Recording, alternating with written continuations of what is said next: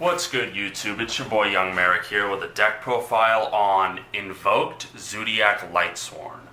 The archetypes have a lot of synergy, and I think the Invokeds just work really well with Lightsworns. They give Lightsworns their own Miracle Fusion, basically.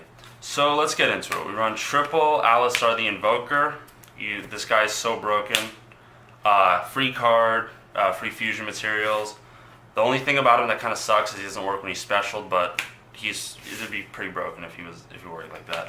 So, and then triple Raiden, just because he's the setup Lightsworn, and then triple Wolf, arguably most broken, has so much synergy with the Zoodiacs. And then double Lumina. I just like her because she's a combo piece. She could potentially get you your Zoodiac combo started, because she can help make Invoker. One Lila. You could argue that Fellis is better than Lila because they're both used with Lumina. You use Fellis with Lumina to pop back row, or use Lila with Lumina to pop back row, and Fellis to pop monsters. I prefer Lila just because more back row hate.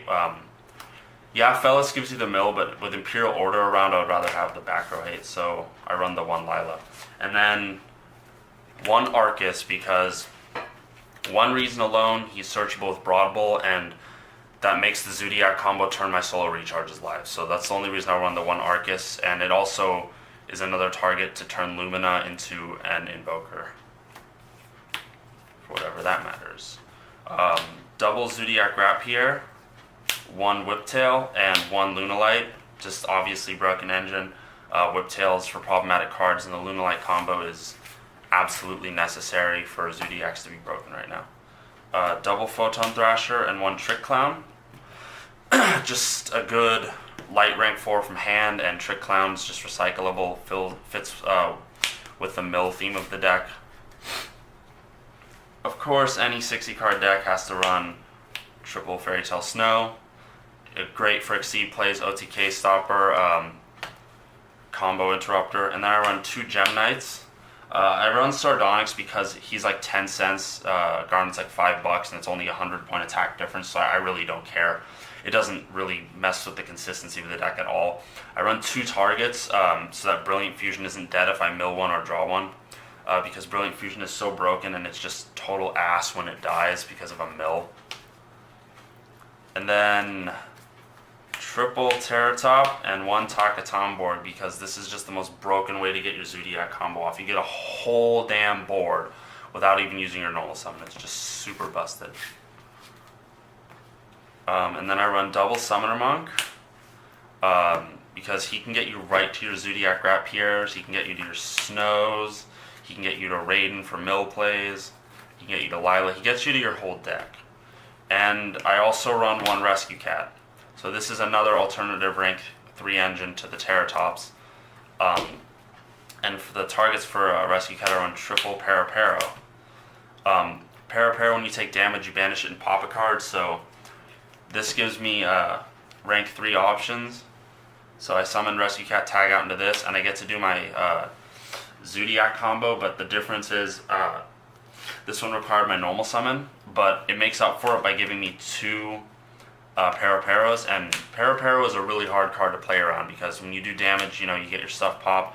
It helps clear boards, helps get rid of problematic stuff. It's just so broken, and people panic. Like they do the most to stop this card.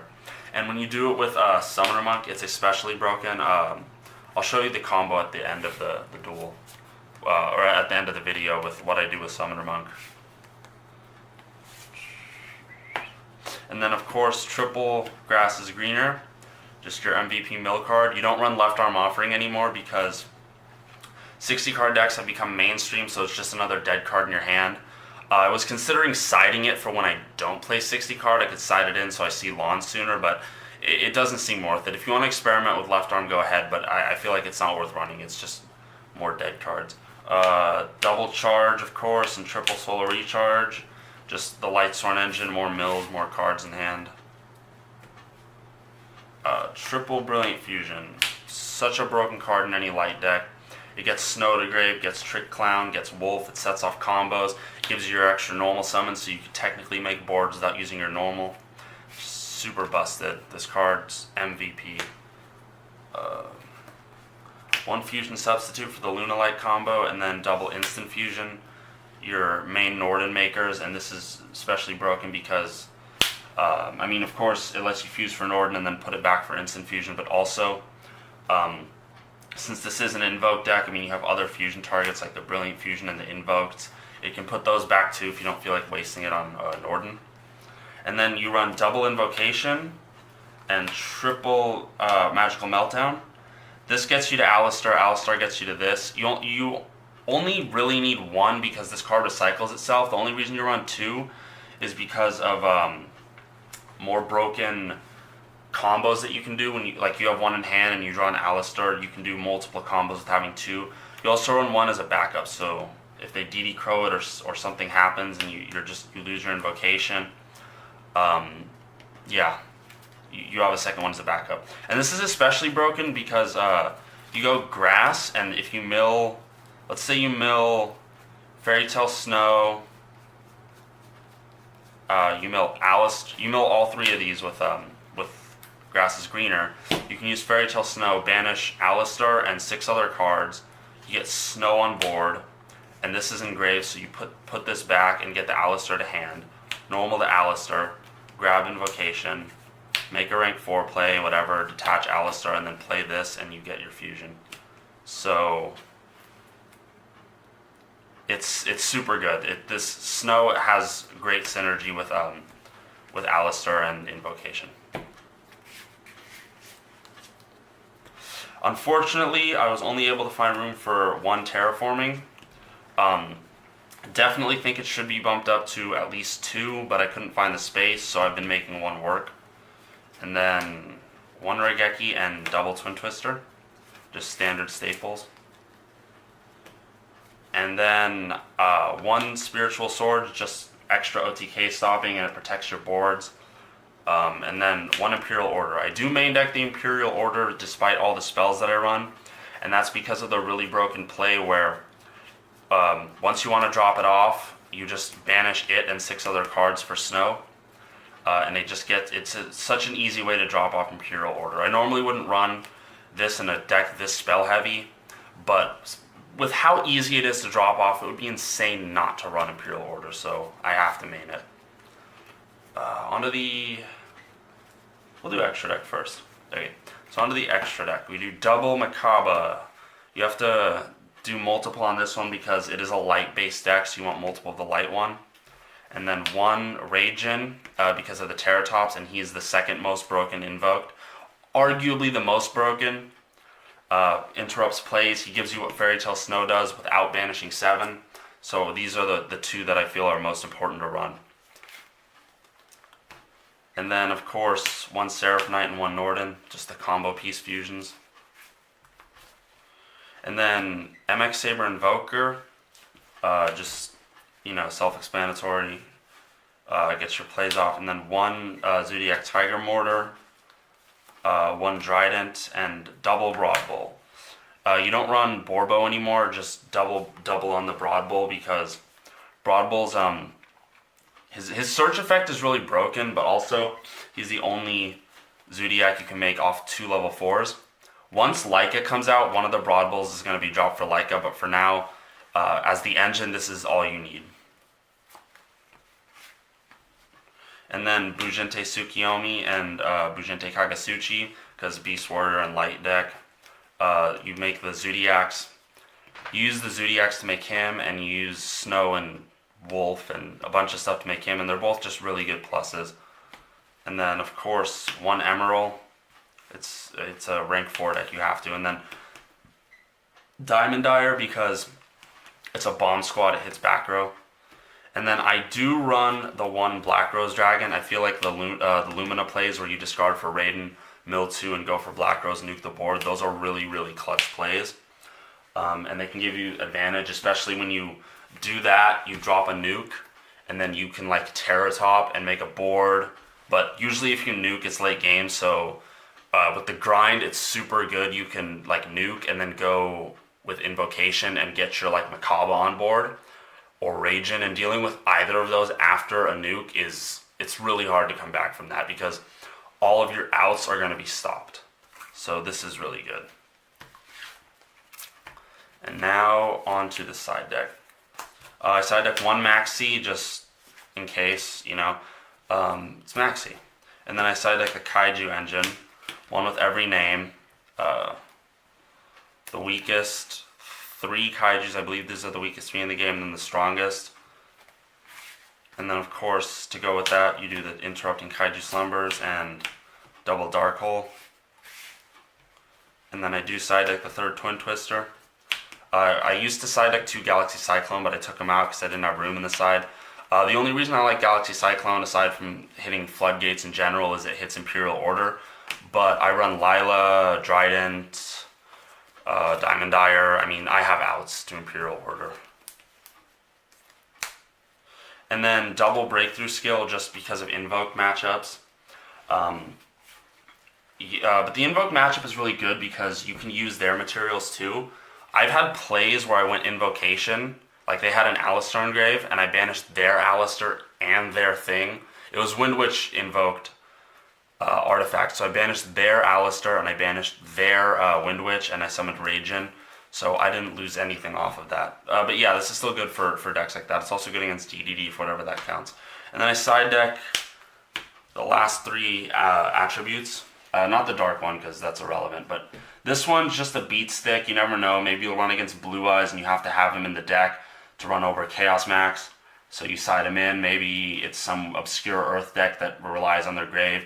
The reason I don't main it is because it's just nothing Earth attribute is needed in the grave. So you side him just because he's a big guy.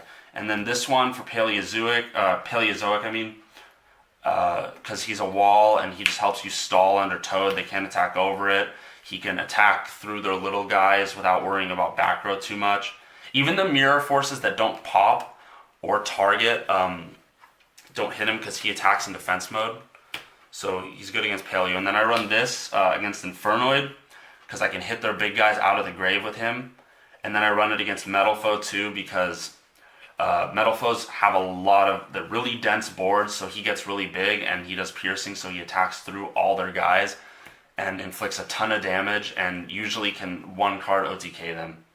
So you side deck. I know side decking extra deck stuff is bad, but you got to do what you got to do. These are just really good. Usually the card I side out, there are options. You could side out Black Rose, Diamond Dyer, 2nd Broad Bull, second Macabre. There are options to side stuff out for if you need to. Side decking extra, it's bad to side deck extra deck stuff generally, but I don't think there's any main deck card that I could be running that I'm not already running that would be better than these 3 guys. So that's my deck profile, Invoked Zoodiac Lightsworn. So hope you guys enjoyed it. I hope you thought it was a unique, interesting deck.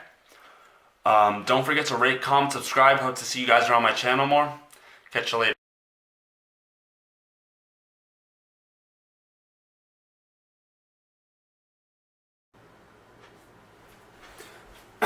So, as promised, I was going to show you guys the combos that I do with Summoner Monk.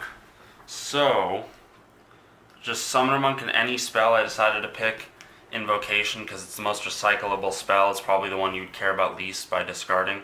So, you normal your Monk, and then it goes to defense mode and use the effect. Pitch Invocation, special, effect, summon your 2 Paraparos. And then you overlay for MX Saber Invoker, and then you get your Zoodiac Rapier. Then you overlay for Tiger and then Broad Bull, and you detach to Special and Search. So you get your 2nd rat to hand and you get your Lunalight, and then Lunalight gets you to Fusion Substitute. And then you play Fusion Substitute and fuse the Invoker and Norden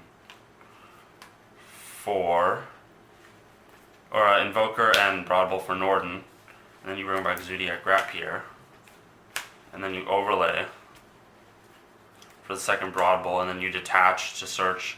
If you have a Solar Recharge in hand, this is when you would search Arcus. If not, then you search Whiptail. And then you make Trident. And then, boom. You get your 5-card mill and your 1-card draw. So lots of pluses. So Summoner Monk is particularly broken in that sense. Whereas with Terratop, you would have to do this, and then you would end here with Terratop. And then you would get your Bujin, but you would just have a Norden, and you'd have to like normal summon some random level 4, like this, and then make the second Broad Bull in order to get Trident. But with the Summoner Monk play, you already have an extra level 4 off the bat. And then you have double Paro Engrave as well, which is really good. Okay, so that's the conclusion of the combo piece of the deck profile. Thank you for sticking around towards the end. Hope you guys enjoyed. Again, don't forget to rate, comment, subscribe. Catch you guys later.